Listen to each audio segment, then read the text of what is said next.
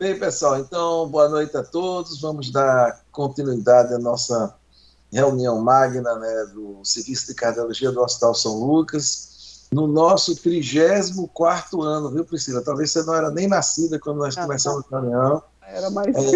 e você vai fazer a palestra de número 1454, né? Então, essa é única, só você vai fazer essa, né? Então, é um prazer imenso contar aqui com a presença da hematologista, hemoterapeuta Priscila Pertot, aqui do Hospital São Lucas, que vai falar sobre um tema que é extremamente interessante. Ela vai apresentar um caso clínico que eu tive a oportunidade de já ver, por isso que eu até convidei baseado nesse caso clínico. E, Priscila, a tela é sua. Eu pediria aos colegas que deixassem os microfones desligados e ao final a gente discute, ok, Priscila? Então, Ok. fique à vontade. Assim, é uma honra participar dessa reunião. Essa reunião, ela é meio que histórica, né?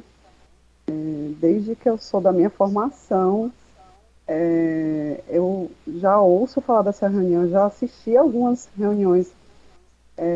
Então, assim, é uma honra incrível. E eu espero que um dia a hematologia seja tão forte quanto a cardiologia aqui no estado e que a gente também tenha uma reunião dessa para a gente poder debater esses casos interessantes. Então, é um prazer imenso. Obrigada pelo convite. Deixa eu passar aqui. Não vai eu lidar com esses. Só falando um pouquinho do meu currículo, eu sou hematologista e hemoterapeuta, formada pela Unicamp, coordenadora do Serviço de Hematologia do Hospital São Lucas, sou membro do Serviço de Transplante de Medula Óssea do Hospital São Lucas, hematologista do Hospital Universitário, através da EBSER, mestre em Ciências da Saúde pela Universidade Federal de Sergipe e não tenho nenhum tipo de conflito de interesse. E esse aqui é meu e-mail para alguém, se alguém quiser algum tipo de contato. Eu trouxe um pouquinho, uma introdução um pouquinho sobre a amiloidose, para depois a gente entrar no caso clínico específico, certo? A amiloidose é um termo geral usado para se referir a qualquer deposição em tecido extracelular de fibrilas altamente ordenadas, compostas de subunidades de baixo peso molecular de uma variedade de proteínas. Ou seja, são subunidades de proteínas que se depositam em tecido extracelular, certo? E não apenas uma proteína é capaz de fazer isso, mas uma diversidade de proteínas são capazes de formar depósitos amiloides. Justamente por essa variedade é que você pode ter uma gama de manifestações clínicas e por isso que a doença se torna uma doença tão complexa, porque ela pode atingir vários órgãos e vários tecidos e diferentes sintomatologias. São conhecidas pelo menos 38 diferentes precursores de proteínas humanas, de fibrilas amiloides, mas elas têm uma característica única que termina que agrupou todas essas entidades em uma única doença, por ela apresentar na aparência patológica uma birrefringência na microscopia de luz polarizada com o tecido corado com vermelho do Congo. Quando a gente faz essa coloração específica, a gente passa a luz polarizada e a gente consegue ver um depósito vermelho, ou verde vivo, né, como se fosse fluorescente. E isso que terminou reunindo todos esses depósitos em uma única doença. Existe uma associação da patogênese com a genética, então existe a presença de mutações pontuais, deleções e códons de parada prematuros, que são responsáveis por levar a alterações estruturais de certas proteínas, e isso que leva à predisposição à formação de fibrilas. Mas não só causas genéticas estão relacionadas, existe também uma patogênese relacionada a um aumento da produção ou a redução da depuração de certas proteínas, isso incluindo nos estados inflamatórios crônicos, nas discrasias de células plasmáticas e na insuficiência renal. Então, é daqui que surgem as amiloidoses, vamos dizer assim, secundárias, né? Que é a amiloidose A, L, a de cadeia pesada. E, particularmente, todas as amiloidoses heredofamiliares, elas estão associadas à presença de ou nefropatia, ou neuropatia, ou cardiopatia, e geralmente os distúrbios são heterozigosos, em heterozigose, ou seja, eles são dominantes, e pode acontecer tanto em moléculas do tipo selvagem, quanto naquelas que já são mutantes próprias. Né? Então, por isso que a gente tem esse espectro tão variado de apresentação.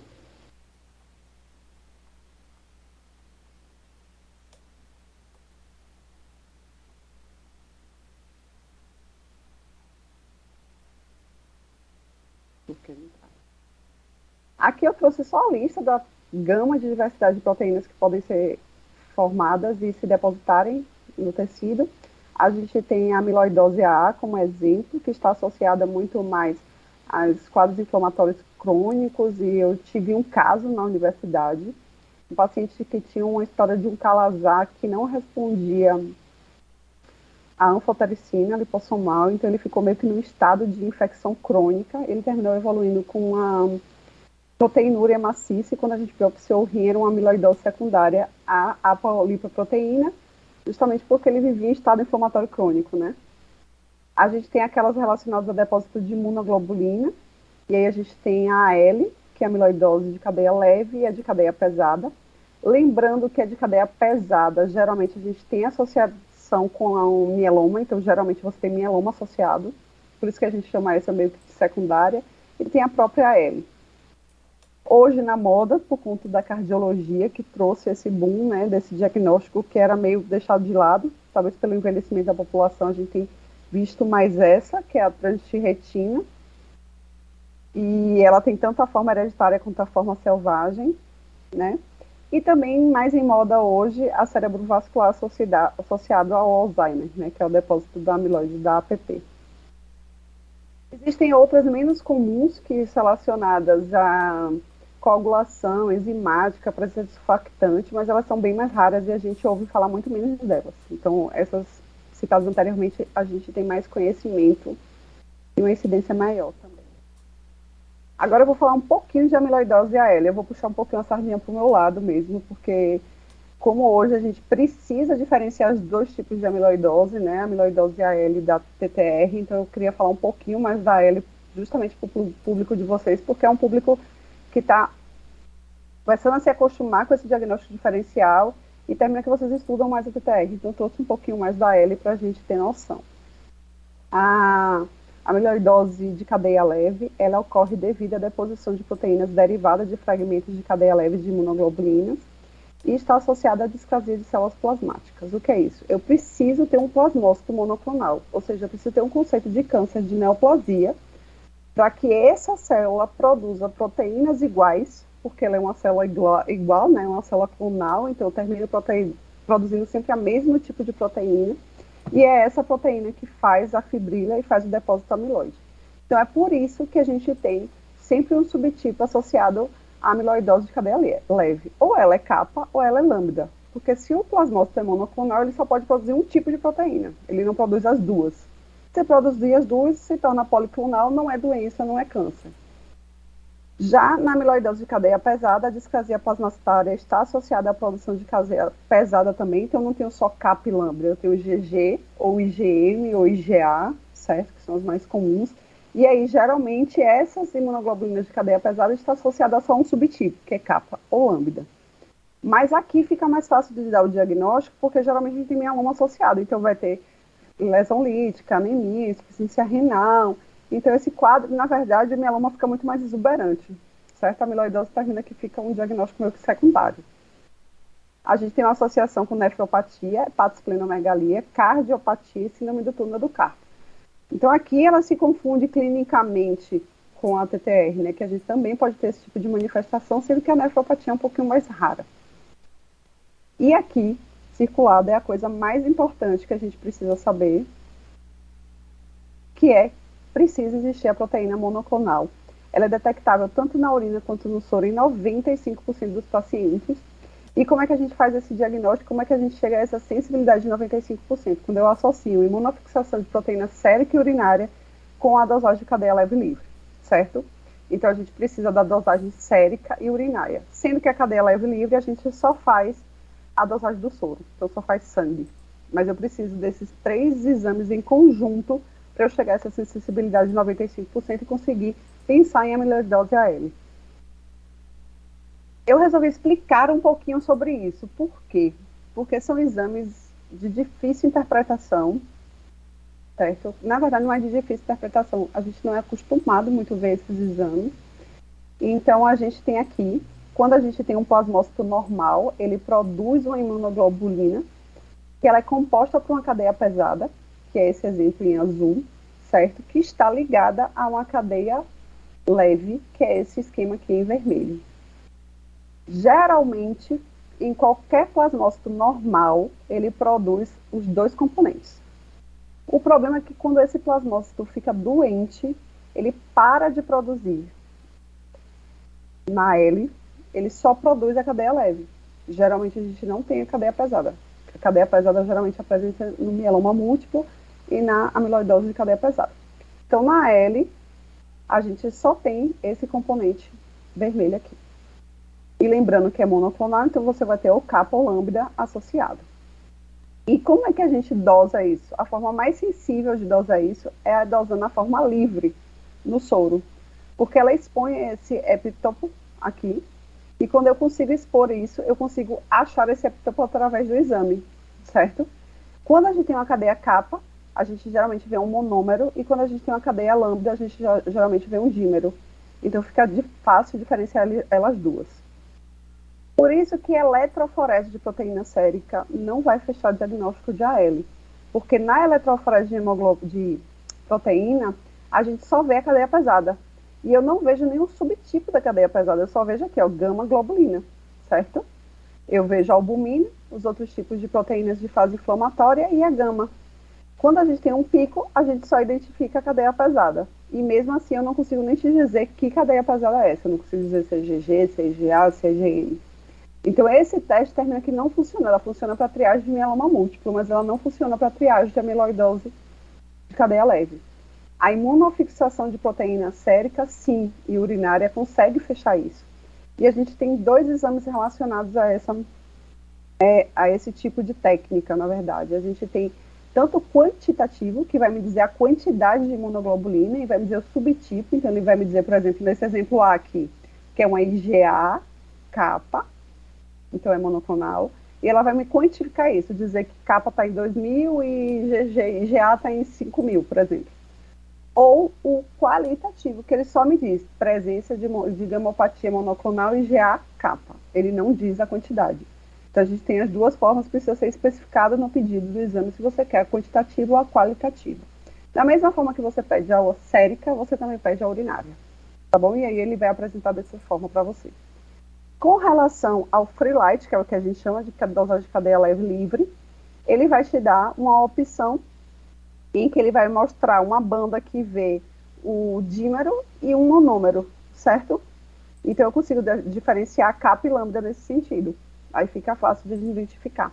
Esse é o método mais sensível. Eu só posso excluir presença de paraproteinemia se eu tenho um free light negativo. Se eu não tiver esse exame, apenas uma imunofixação não exclui, certo? Eu sei que é chato, mas é importante eu falar um pouquinho sobre isso. E por que é tão importante falar sobre isso? Porque a presença da gamopatia monoclonal não fecha critério para amiloidose de cadeia leve. Eu preciso da confirmação da presença do depósito amiloide, porque hoje existe uma doença, não vamos chamar de doença, a gente chama disso de uma entidade, que é uma gamopatia de significado indeterminado. O que é isso? O paciente tem uma proteína monoclonal, ele tem um plasmócito monoclonal, porque não existe proteína monoclonal se eu não tenho um plasmócito. Então, quando eu faço a biópsia da medula, eu acho o plasmócito monoclonal, ou seja, eu acho o plasmócito neoplásico, mas ele não tem critério nenhum clínico para nenhum tipo de doença, certo? Então, por exemplo, se eu tenho um paciente com uma paraproteinemia positiva, uma imunofixação sérica positiva, mas tem, por exemplo, hipertrofia de ventrículo esquerdo, aumento de septo, pode ter uma amiloidose cardíaca na jogada, certo? Não dá para chamar de MGUS se eu não tenho certeza que esse coração é uma amiloidose, certo? Então, preciso fechar esse diagnóstico desse coração. Será que é uma trânsito de retina que está associado ao MGUS? Porque MGUS aumenta a incidência com a idade. Ele é muito idoso. Então, será que é associação de duas coisas diferentes ou tudo faz parte de uma coisa só? Por isso a importância de, para amiloidose de cadeia leve, a gente fechar esse diagnóstico. Falando um pouco do que eu não sei sobre a amiloidose TTR, a selvagem, que é hoje que está substituindo a terminologia anterior de amiloidose senil sistêmica, né? Que é a antiga amiloidose senil. Ela geralmente já tem essa outra nomenclatura que já está sendo escrita nos artigos, a gente já tem visto essa terminologia, que é a cardiomiopatia amiloide TTR. eles sobrevivem muito mais. Por isso, precisa se fazer esse diagnóstico diferencial. A média de sobrevida de uma amiloidose TTR é de 75 meses, comparada a 11 meses de uma AL. Uma AL não pode deixar de ser diagnosticada porque ela morre rápido, certo? Então, essa a importância de a gente correr atrás desse diagnóstico. Vem com síndrome do túnel do carpo, igual a AL. Pode também um componente de estenose espial, mas é um pouquinho mais raro. E envolvimento renal é o que deixa com a gente com a pulga atrás da orelha. Se tem componente renal, pense muito mais em AL do que em TTR. Talvez essa seja uma boa dica clínica. E pode existir sobreposição clínica da amiloidose cardíaca, tanto do tipo selvagem, quanto da cardiomiopatia mutante. Isso pode coexistir. Tem paciente que só abre a tipo selvagem tardiamente, pode ter uma clínica parecida com a mutante, então não dá para excluir só com a apresentação clínica. A gente precisa da pesquisa da mutação e precisa principalmente diferenciar da amiloide, da cadeia leve, certo? E é por isso que hoje existe um fluxograma bem definido, né, por sociedades importantes, inclusive da cardiologia. Esse organograma não é de hemato, né, é de jornal da cardio, certo? Pensou em uma amiloidose cardíaca, sugeriu no eco ou na ressonância, primeiro passo, porque eu não posso atrasar o diagnóstico, é solicitar imunofixação sérica urinária e dosagem de cadeia leve livre. Esse eu acho que é o boom da aula de hoje, porque a gente perde até a imunofixação, mas cadeia leve livre a gente não pede. Eu estou falando isso porque hemato começou a pedir esse exame tem 2 anos. A gente também não sabia ver esse exame direito não, certo? A gente não tinha nem acesso a esse exame. Hoje em dia todos os laboratórios de Aracaju conseguem fazer esse exame, então é um exame simples. Agora o problema é que existem planos de saúde que não cobrem eles, então às vezes precisa ser pago, certo? A gente vê a presença do pico monoclonal, se for, a gente pensa em AL, certo? E aí eu preciso fazer a biópsia ou da medula ou da gordura, eu preciso ter uma biópsia.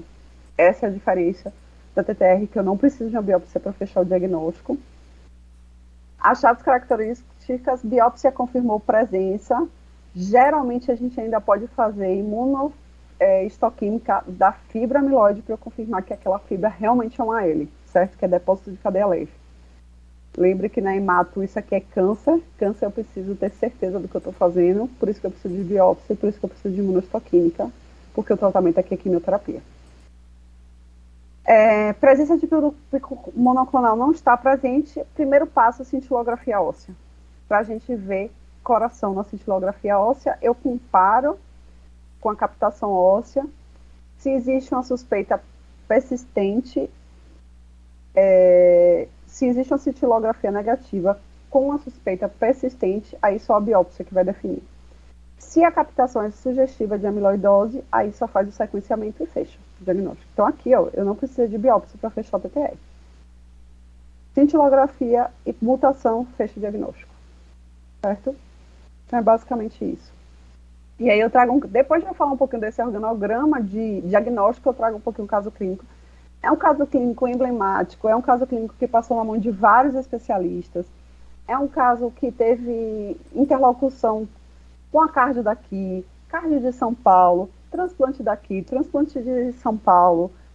Passou, né, Luiz é um cara que fez as ressonâncias desse caso, então sabe também de qual esse caso.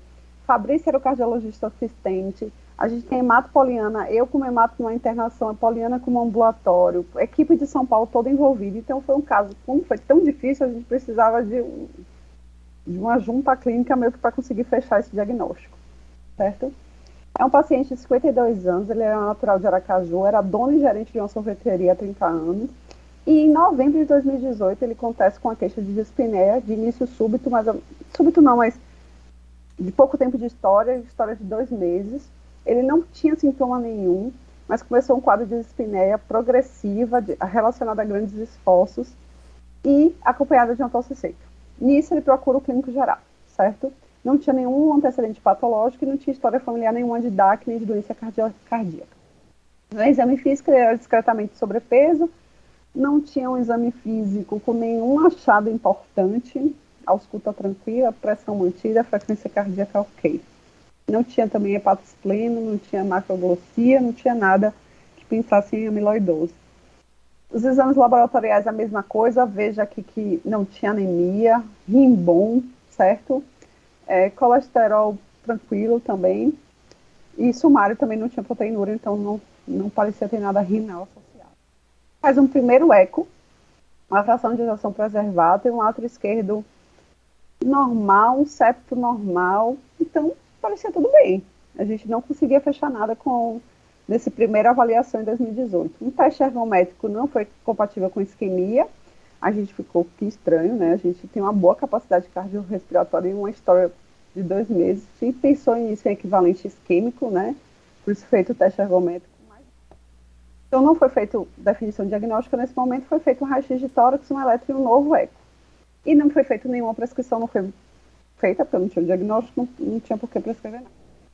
Ele faz um novo eco e começa a aparecer uma hipertensão pulmonar, começa a aumentar átrio esquerdo e começa a aumentar septo, mantendo função biventricular preservada, e aqui começa a aparecer uma alteração de relaxamento com a discreta insuficiência mitral leve, uma hipertensão pulmonar leve com pericárdio normal. As coisas começam a mudar a partir daqui com um raio-x normal, mas mesmo assim não era um grande achado que justificasse uma clínica tão exuberante. Então ficou-se com a pulga ainda atrás da orelha do que a gente estava em frente do que. E aí foi pedido uma angio-TC de coronárias. Todo mundo fica com medo do equivalente isquêmico, é normal, né? Um cara novo, de 50 e poucos anos, com uma queixa tão importante. E foi pensado também numa espirometria por conta de ele participar, de ter essa história de contato com câmara fria, né? Só que tinha alguma pneumopatia associada e não foi feita nenhuma medicação nesse momento também. A angio-TC de coronária, uma escala de cálcio de 7, com o paciente 40, com nenhuma redução luminal importante, certo? Uma espirometria também tinha um distúrbio restritivo grave, mas nenhum componente obstrutivo aqui, certo? Ficou-se aqui com essa espiro, a pulga se não podia ser relacionada à câmara fria, esse diagnóstico, certo? A exposição. Só que acontece o que a gente odeia que aconteça. O cara está no ambulatório fazendo investigação e antes de você terminar a investigação, esse paciente complica. E aí ele vai para o pronto-socorro.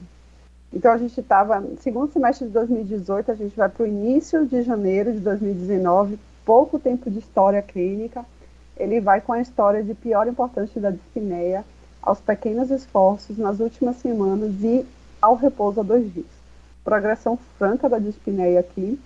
Ele chega taquipneico, chega com crepitação em velcro em campos médios e reduzida em inferiores. Com fadiga respiratória, ele evolui para intubação traqueal e encaminhado à UTI. Na admissão, ele tinha um discreto, você não dá nem para considerar, né, troponina positiva aqui, discreto, positiva, mas não tinha curva.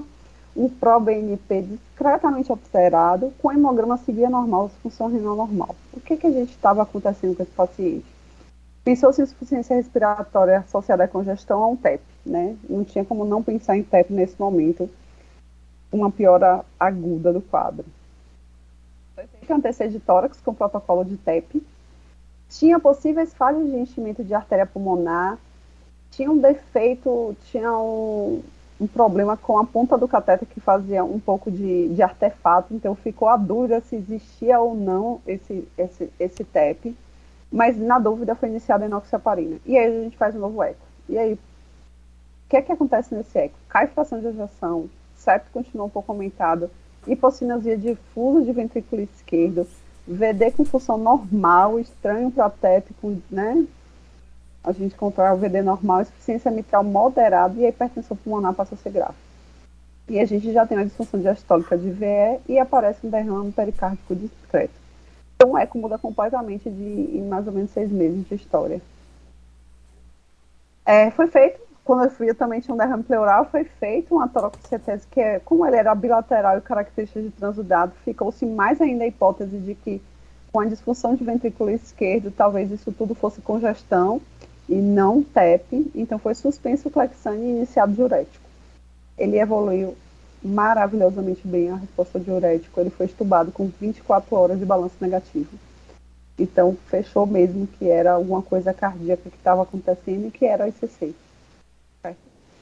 Próximo passo, não tinha para onde fugir. A gente precisava de uma ressonância magnética cardíaca para definir o que estava acontecendo. E aí, Luiz entra na jogada e faz um diagnóstico de uma hipertrofia ventricular concêntrica importante, com disfunção ventricular sistólica esquerda, aumento atrial esquerdo discreto, com uma fibrose subendocárdica difusa, com extensão transmural em alguns segmentos e acometendo, além de ventrículo esquerdo, válvula, parede arterial, septo, ou seja, uma miocardiopatia infiltrativa difusa, sugestiva de amiloidose. Nessa hora se respira, né? Pô, agora eu tenho um norte para onde é que eu vou. E é nessa hora que chama hemato, tá? Ufa, a gente já sabe para onde a gente vai, vamos agora a carro de hemato juntos. Foi aí que eu entrei no caso. Eu era hospitalista do São Lucas nessa época e eu fiquei acompanhando junto com o Fabrício. Só que esse norte, será que é um norte mesmo? Como aquele quadro já mostrava, a amiloidose não é uma coisa simples de fechar diagnóstico, então esse norte não é tão norte, porque eu tenho uma série de possibilidades dentro da amiloidose. E como a gente viu por aquele organograma, se eu tenho uma amiloidose cardíaca, uma suspeita, a primeira coisa que eu tenho que fazer é excluir cadeia leve. O que é que faz-se primeiro? Imunofixação de proteína sérica urinária e free light. O que é que acontece? A gente está falando de um cenário de 2019. O acesso a free light não era um acesso fácil. Imunofixação de proteína sérica ela não é feita no estado, ela é mandada para fora. A gente demora 20 dias para ter o resultado dos 2 exames.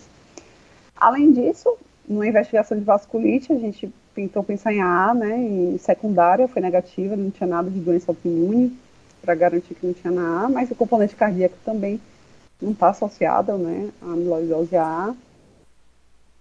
E é aquele mesmo organograma, sugestivo, primeira coisa a aparecer, então é só outro artigo mostrando que é o mesmo organograma. A primeira coisa a fazer é excluir a L. Depois segue o fluxo, tá? E aí, concomitante, como demorava esses anos para acontecer, a gente fez biópsia de medula. A biópsia de medula veio com presença de plasmocitose monoclonal, cadeia lambda. Fechou. Eu tenho um plasmócito doente. Mas eu tenho um plasmócito doente, mas eu não tenho proteína de plasmócito doente circulando. Isso é uma L ou isso é um achado de exame? Essa foi a grande dúvida do caso. Então, resumindo, eu tinha sintomas de CC, eu tinha ressonância dizendo que tinha um infiltrado subendocárdico, eu tinha plasmócitos clonais, mas eu não tinha gamopatia no sangue periférico e eu não tinha a confirmação que aquele depósito era amiloide. Então, eu estava ainda no escuro. A gente não sabia se a gente estava falando de uma L ou de uma TTR, certo? Eu não sabia nem se eu estava falando de uma amiloidose ainda, certo? Nessa dúvida, a gente coloca a equipe de São Paulo, né? O Fabrício entra em contato com o Fábio lá, que você já conhece. A gente entrou em contato com ele para a gente definir para onde é que a gente ia, porque a gente já estava imaginando que a gente talvez precisasse de uma biópsia subendocárdica para a gente fechar esse caso. O caso, a evolução, como era rápida, ela falava muito mais.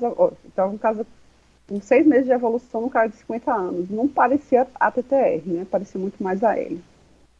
Isso a gente tinha acesso aqui tem acesso à cintilografia com pirofosfato, foi o que a gente fez. E a captação e projeção cardíaca em grau discreto e de menor intensidade em relação aos arcos costais, ou seja, ele tinha grau zero, sem critério nenhum para positividade de amiloidose cardíaca do tipo TTR, o que levou a gente a pensar mais em AL, e o quadro clínico era mais compatível que a L, para que vocês pensarem em amiloidose de cadeia leve, não secretora, é uma entidade muito rara. Pense que 95% dos casos tem gamopatia, apenas 5% não tem. Então era um caso difícil que eu precisava dessa biópsia para fechar. Biópsia subendocárdica não é fácil aqui, nem em lugar nenhum, então a gente tentou biopsiar a gordura abdominal para ver se saía esse depósito amiloide antes de fazer uma biópsia subendocárdica, mas veio sem depósito amiloide. E aí não teve jeito. A gente tinha que ir para uma biópsia subendocárdica, senão a gente não ia conseguir fechar o caso. E aí foi na biópsia que veio o material rosa, homogêneo, eosinofílico, envolvendo as fibras miocárdicas, e a coloração vermelha do Congo era positiva.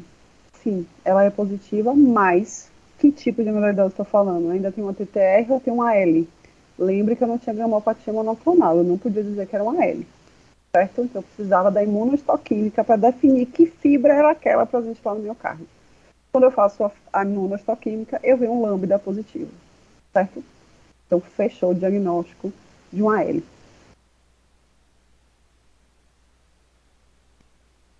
Para a gente Lembrando que eu preciso fechar esse diagnóstico, o tratamento é quimioterapia, certo? Hoje em dia, a gente usa um score de evolução, como se fosse um estadiamento clínico de câncer, certo? Mas para amiloidose, a gente usa o ProBNP, a troponina e a diferença da cadeia do free light durante o tratamento, para dizer o que esse paciente é, certo? Se ele é triplamente positivo, para as três coisas, três marcadores de mau prognóstico, ele é estádio 4. Se ele não tem nenhum marcador de prognóstico ruim, ele é estádio 1, certo? E aí foi iniciado o tratamento medicamentoso para tratamento da ICC. Esse paciente terminou recebendo uma alta com a classe funcional 2, então ele teve uma otimização e uma melhora importante dos sintomas. E a gente começou uma terapia antineoplásica. Para a gente trata muito parecido como se fosse mieloma múltiplo, certo? Porque como é a mesma célula que é doente, a gente meio que transpõe o tratamento do mieloma para amiloidose. O grande problema deste doença é o coração, certo? Porque eu tenho doença, a maioria tem algumas drogas no tratamento de mieloma que são cardiotóxicas, né? As drogas estão muito associadas a evento trombótico. Então, tem um paciente, às vezes, que já tem um ato esquerdo grande, já tem um risco aumentado de trombo, então eu geralmente posso usar drogas que aumentam esse risco, certo? E geralmente esse diagnóstico é tardio, às vezes a classe funcional é ruim para eu indicar um transplante. E transplante faz diferença nesses pacientes, certo? Então, a melhor terapêutica hoje, com melhor taxa de sobrevida global é quimioterapia seguida de transplante autólogo para os pacientes que têm condições de ir para transplante, certo? Então, esse paciente, ele não fez terapia de antineoplásica, porque se vocês pensarem, ele tinha muito pouca doença. Apesar de ele ter um coração muito ruim, a doença, o plasmócito era muito pouco. Então, não tinha muito sentido eu queimar ele com químio. A gente apostou muito mais no transplante autólogo, certo? É mais ou menos o raciocínio isso. É como se ele tivesse pouca doença. Ele era um estádio 1 na época do diagnóstico, certo? Então, a gente apostou, vamos para o transplante que é melhor. Aí foram para o transplante, ele fez um protocolo com estimulador de célula-tronco, né, de granulócito, colônia de granulócito para colher célula-tronco, e foi feito o condicionamento com essa droga, que ela é excelente para plasmócito, e foi feito o transplante. Só para você ver que o transplante desse paciente não é simples, ele evoluiu com edema agudo de pulmão, lidar com volume nesses pacientes é muito ruim, o transplante usa muito volume, porque o paciente faz mucosite, precisa repouso, usar nutrição parenteral, ele fez hipotensão severa, ele foi para UTI, então não é um transplante simples, certo? E aí como é que ele evolui pós-transplante? Hoje, clinicamente, ele está no ICC classe funcional tipo 2, uma fração de ejeção que a gente teve ganho, mas a gente ainda tem aumento de espessura de ventrículo esquerdo, ainda tem uma insuficiência tricúspide moderada e ainda tem um PSAP que caiu de 50 para 33. A gente teve melhora clínica de parâmetros do eco, certo? Laboratorial, ele segue sem paraproteinemia sérica, então free light continua normal, monofixação de proteína sérica normal, LDH normal, cálcio normal, creatina um pouquinho aumentado, isso aqui é diurético, tá? Não é nada, não tem anemia, só que ele continua marcador de lesão cardíaca alta. O ProBNP dele ainda é de 3.450, ele tinha 800 ao diagnóstico. Então, apesar da terapêutica, o meu filho é que esse paciente ainda sofre com depósito amiloide, certo? Então é um caso, clinicamente ele está bem. A amiloidose é uma doença de espectro amplo, de sintomatologia e diagnóstico complexo. Tem diferença entre os subtipos, é de extrema importância, porém o acesso hoje aqui na nossa cidade ao método diagnóstico em 2018 era pior, lógico, em 2021 a gente está num cenário melhor e a gente precisa de especialistas capacitados. Esse caso não vai se não for um hemato e um cardio juntos, né? A equipe multidisciplinar é extremamente importante. A amiloidose AL com comprometimento cardíaco é um desafio, tanto de manejo quanto de prognóstico. A gente precisa dar esse diagnóstico rápido, porque senão eu perco possibilidade terapêutica. E o manejo e o prognóstico são difíceis. Aqui é só para vocês saberem que a gente já faz transplante de medula autólogo no São Lucas, é um serviço novo que tem um ano mais ou menos, mas a gente já tem 10 transplantes com sucesso, sem nenhuma taxa de mortalidade, é só para divulgar o serviço. É isso. Obrigada, gente. Parabéns, Priscila, não, pela forma didática, né, que você apresentou aqui para a gente, né, o caso clínico, e também parabéns tanto para você, por toda essa equipe, né, que conduziu esse paciente pela persistência, né, em diagnóstico de uma doença que é difícil. Né? Então, é como você falou, quer dizer, é preferível, ao invés da gente solicitar ferritina, é melhor a gente pedir fixação de Eu proteína C. brinco que a gente precisa fazer de uma. Eu vou pedir essa sessão magna de hiperferritinemia. Eu vou querer fazer essa aula, porque assim, a gente pede muito ferritina, a gente pede pouco eletroforese, que eu não sei nem se a gente vai pedir pela eletroforese hoje em dia. Pelo custo, a eletroforese é em torno de R$ 50, a imunofixação de proteína sérica talvez seja o melhor exame hoje ainda para se pedir, entendeu? E o custo não é elevado, o exame é em torno de R$ 80, R$ 100, entendeu?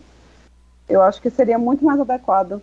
Porque hiperferritinemia todo mundo vai ter. Hoje, com síndrome metabólica, hiperferritinemia, né? E assusta o paciente, porque os pacientes veem ferritina de 1.500, aí fica desesperado para fazer sangria, mas na verdade é tudo inflamatório, então tudo com síndrome metabólica descompensada, né? E aí é difícil até a gente. É difícil eu convencer. Todos querem sangria, ninguém quer fazer dieta.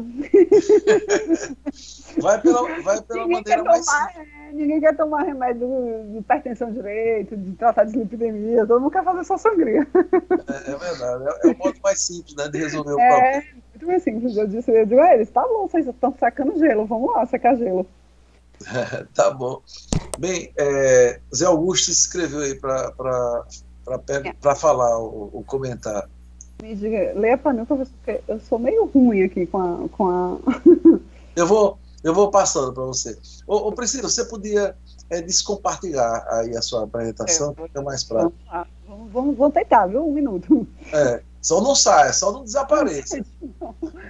Deixa eu ver, descompartilhar a tela. Por que eu faço isso, meu Deus? Por que meu negocinho de some, minha setinha? Ela estava aqui. Eu acho, olha. Guardar. Para onde eu fui parar? Aqui, voltei. Voltou. A tela tá. Mas está bem aí. Pronto, já foi, já achei, já foi. Agora. Pronto. Zé Augusto, fica à vontade aí. Eu primeiro, assim, parabenizar, né, o caso extremamente documentado, bem diagnosticado, bem conduzido.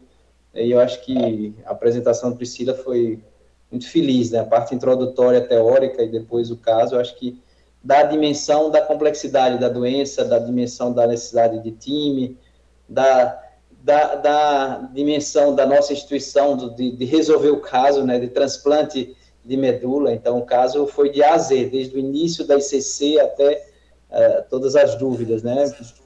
Fez aqui, resolveu tudo aqui em Sergipe. Então, parabéns para vocês. O professor não resolveu aqui, não. Foi para São Paulo fazer o transplante, que na época a gente não tem, mas hoje a gente pode resolver aqui. Daqui, né? Pelo menos isso.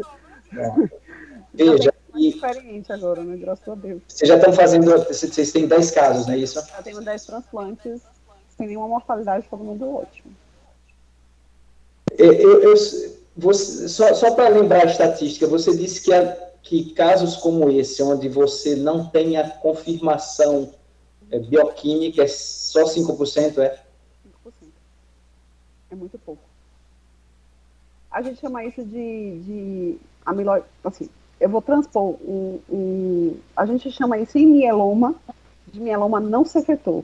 Ele tem um plasmócito doente, ele tem a fisiopatologia da doença, mas eu não acho a proteína, certo? Que hoje esse contexto de não secretor, na verdade, eu não acho que seja não secretor, acho que as técnicas que a gente tem disponível não conseguem tratar a proteína. Ele está no miocárdio, né? Tá lá no miocárdio provando que ela não existe, né? Isso não detecta. Você acha que é questão técnica de detecção? Eu acho. Eu acho que a quantidade é pequena, é como se fosse assim, é uma quantidade pequena, mas essa proteína pouca, ela faz uma lesão importante, entendeu? Eu acho que só a técnica que não achou. Eu acho que até esse mieloma não secretor que a gente usa para mieloma, eu acho que ele também existe, mas a técnica é que não pega só. Ou ele poderia, a conformação poderia ser mais dependente de fator local, por exemplo, poderia ser isso ou não? Isso, sei lá, um tropismo, vai que essa, né, essa fibrila tem um tropismo maior pelo coração, na conformidade dela, e isso leva a uma lesão de órgão-alvo, mesmo com a proteína tão pequena que não é nem detectada, né? Eu acho que tem algum tropismo, sim. De estrutura molecular, alguma coisa que a gente ainda não conseguiu fechar para isso, entendeu? Vocês têm uma estatística assim, de quantos casos de amiloidose vocês estão vendo no ano, acho civis? A gente, nos últimos 2 anos, aumentou muito, certo?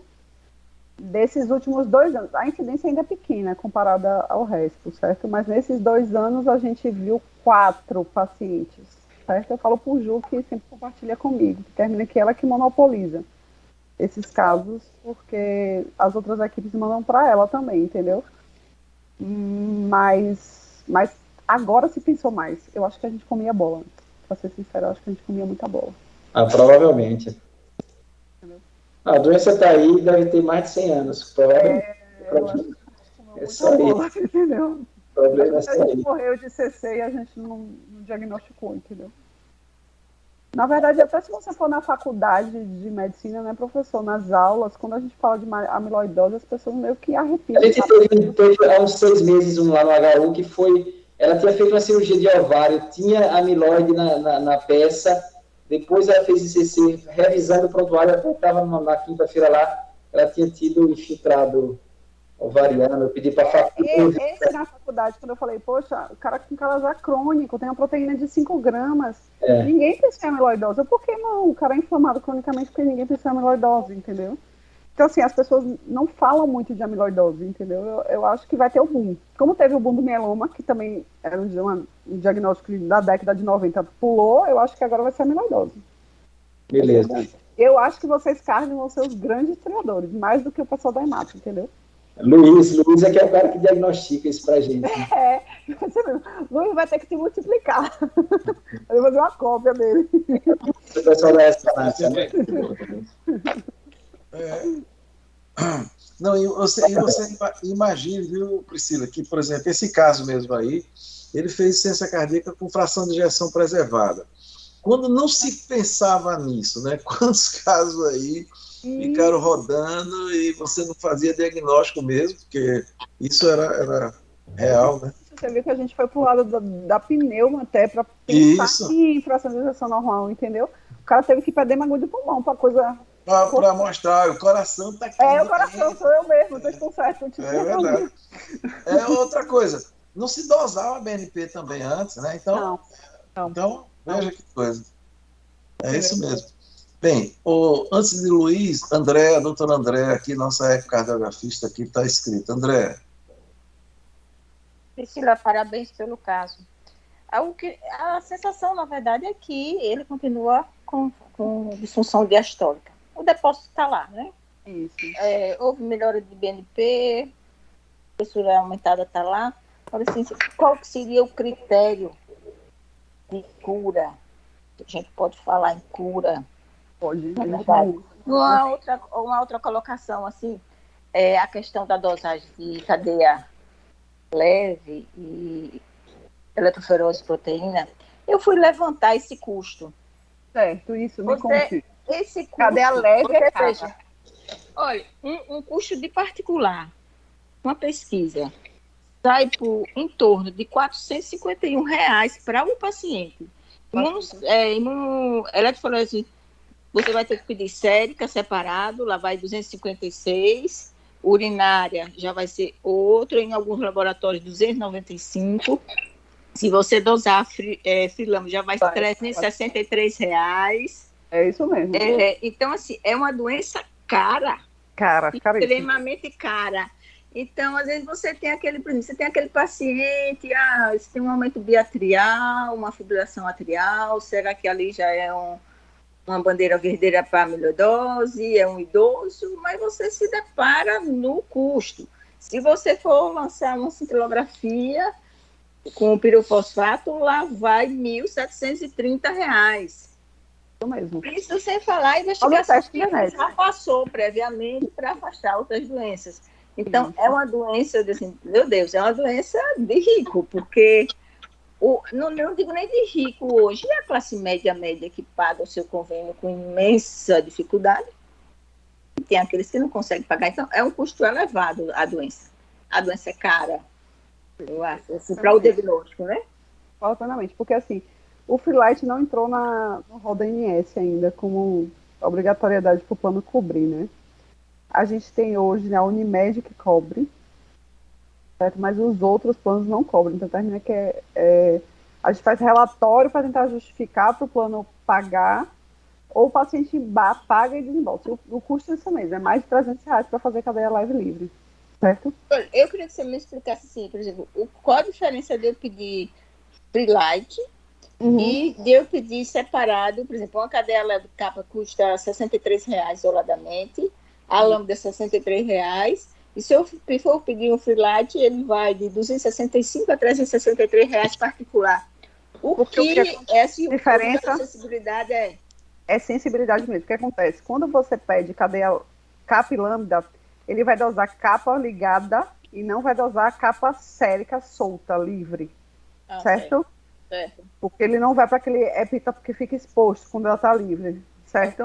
Certo. Então, a sensibilidade é menor, porque você vê que às vezes a paraproteinemia não é muita, ela às vezes é pouca, certo? E às vezes só detecta no Freelite. Às vezes você vai pegar um capa e uma relação capa-lambda que não é anormal. Por isso que precisa do Freelite. Entendeu? Inclusive, se você escreve Freelite, os laboratórios não entendem.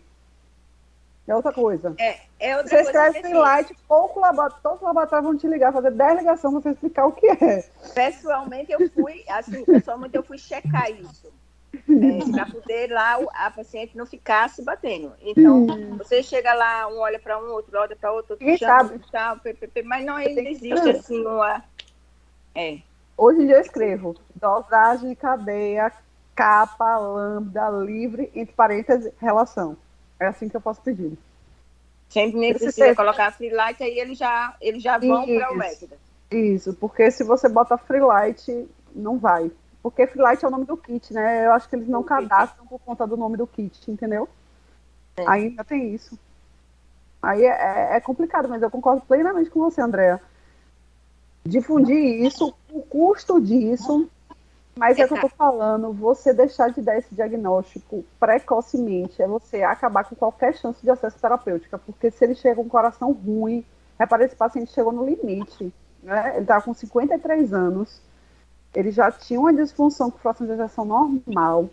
Se ele não tivesse, se aquela terapêutica otimizada de medicação não dá ganho de classe funcional dele, eu ia contraindicar o transplante desse cara. Entendeu?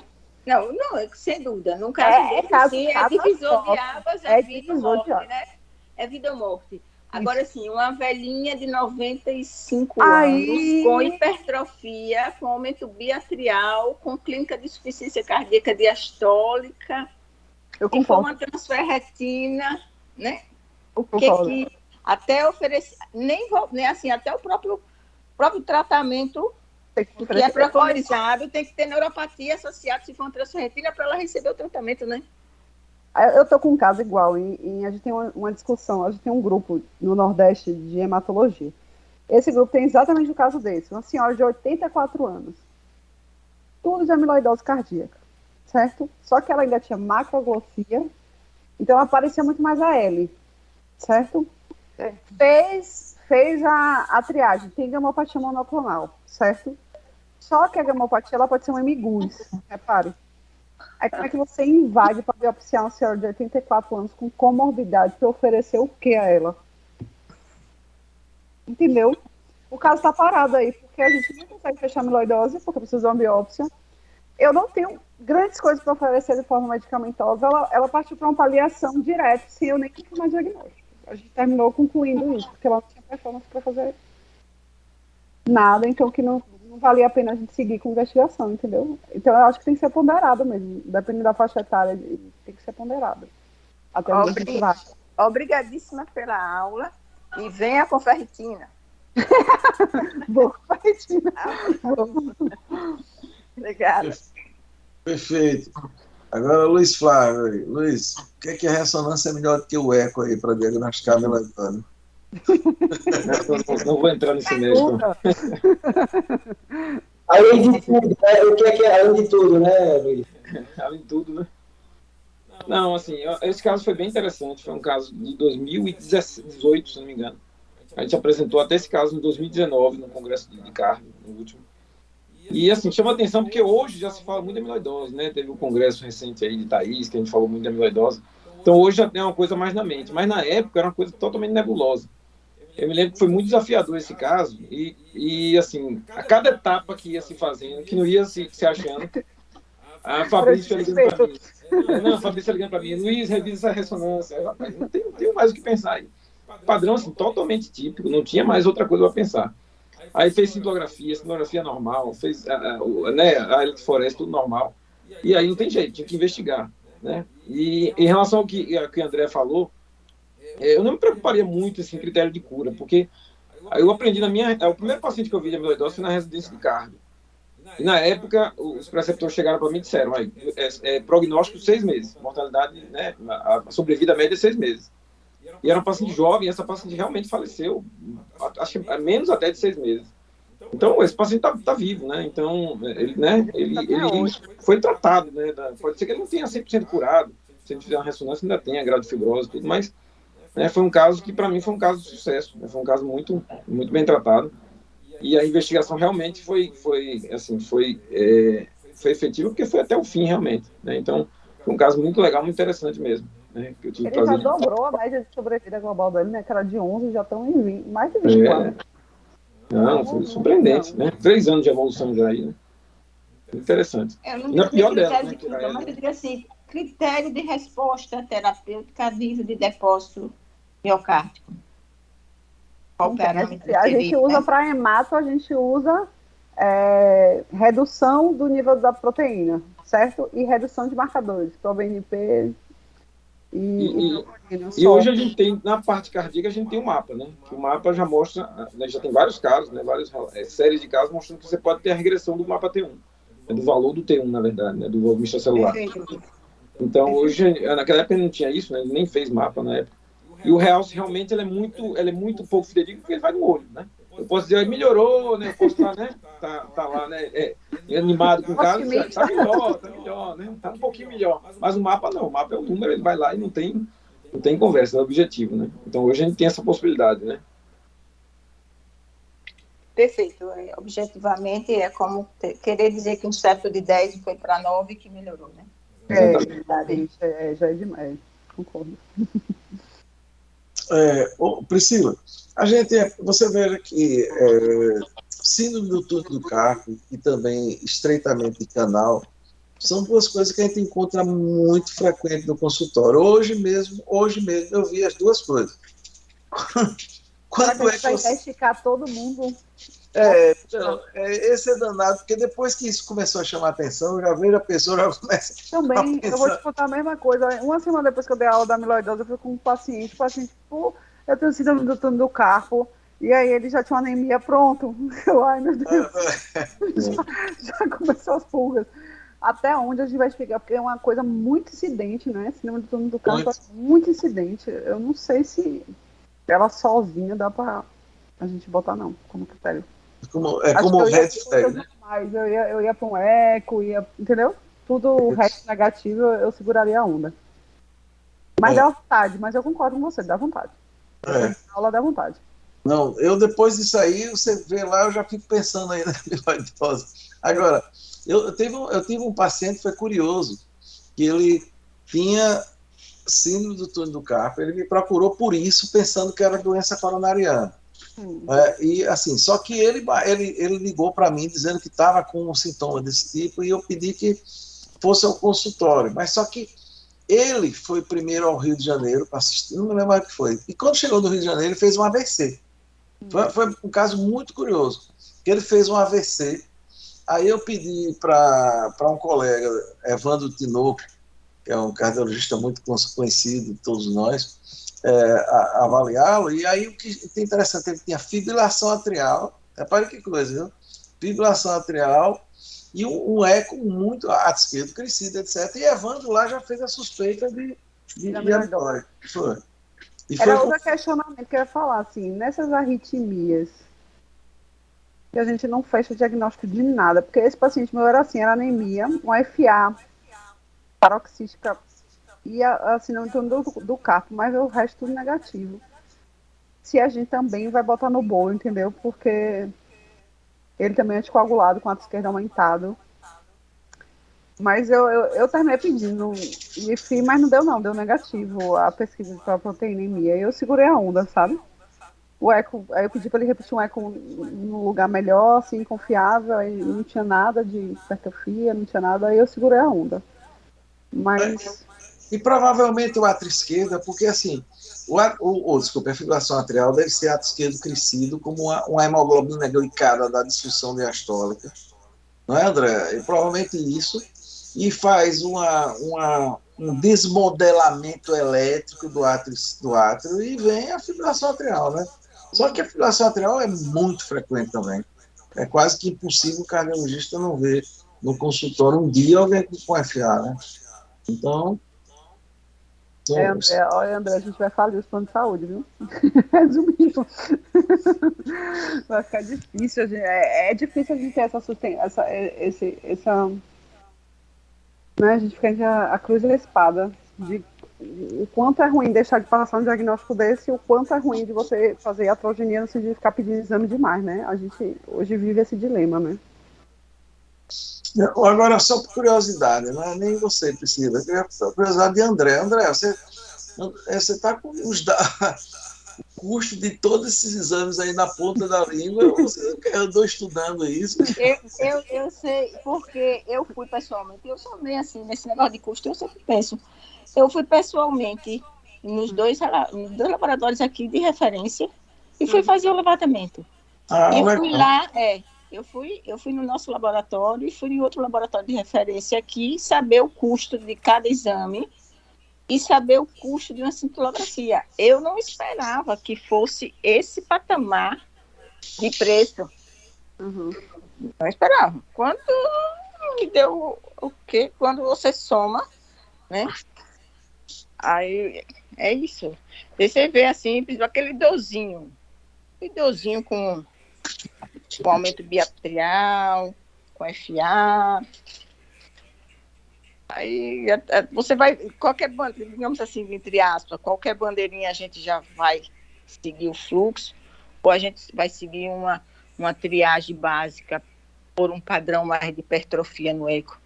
E quando a gente chegar nesse patamar de hipertrofia, porque a doença já avançou muito, né? A gente tem que pedir, André, para o doutor Souza e doutor José Augusto fazer um doutorado.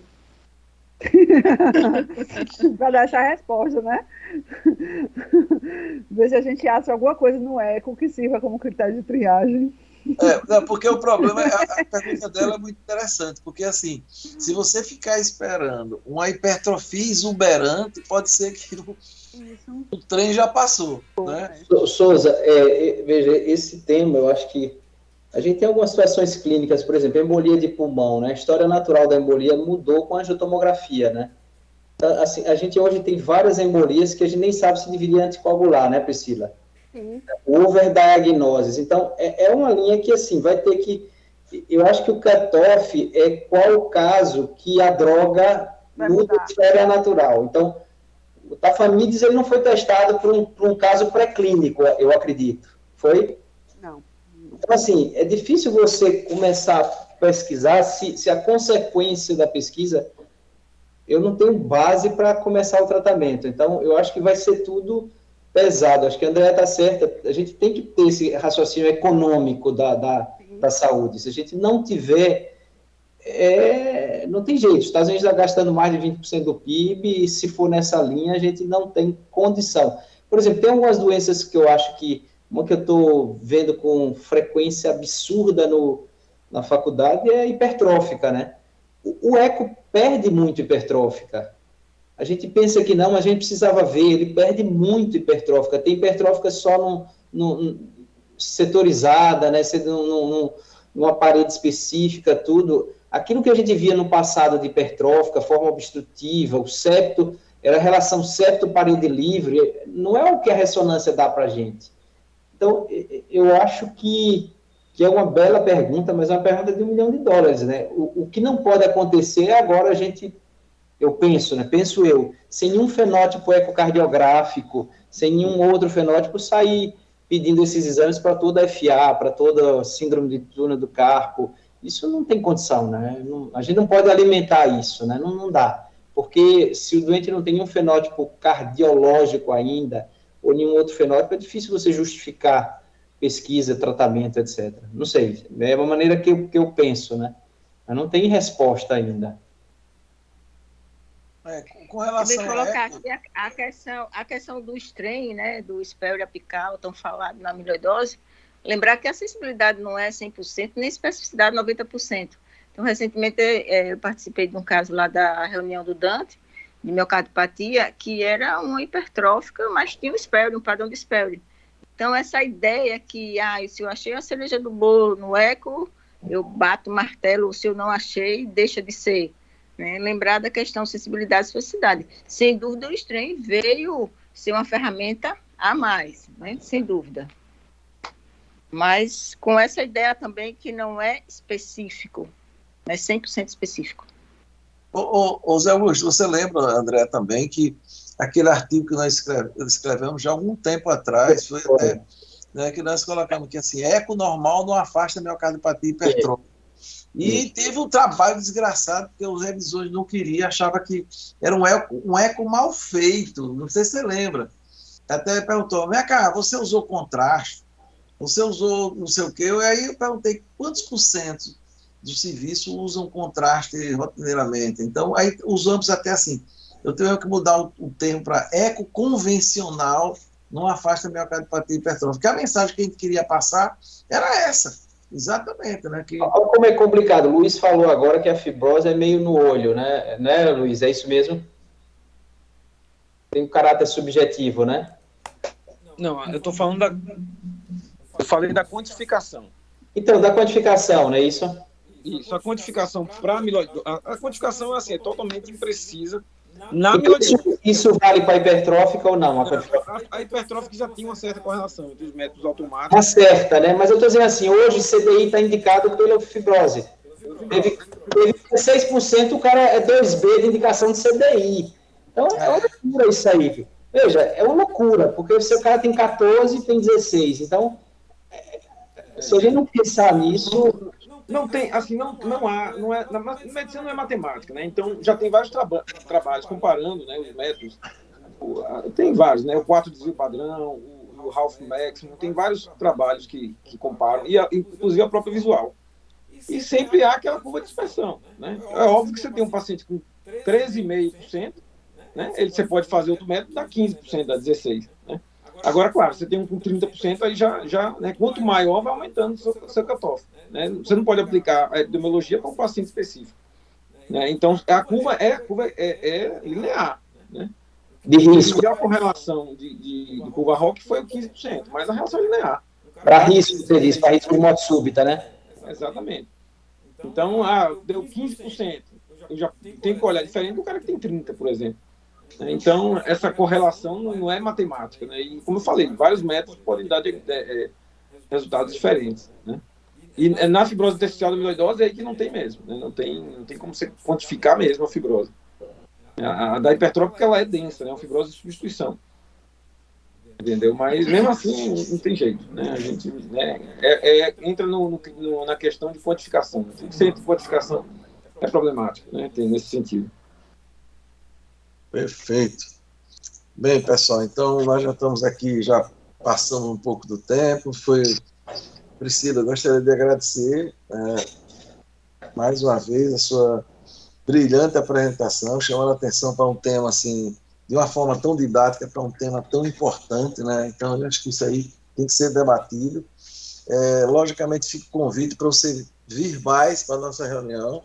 E a gente sempre, sangue e coração tem que estar unido mesmo, não tem um jeito, não, né? Isso aí é uma coisa natural. E gostaria também de parabenizar, ou agradecer a presença de todos e dizer que na próxima terça-feira, às 18 horas, com fé em Deus, estaremos aqui mais uma vez. Viu, Priscila? E sua apresentação, logo, o doutor Luiz Flávio já disponibilizará aí no YouTube. Tá bom, obrigado. E passa a seguir a gente, viu, também. Vou seguir, tá bom. Tá bom. Muito obrigada, viu? Boa noite. Tchau, um abraço a todos. Tchau. Parabéns.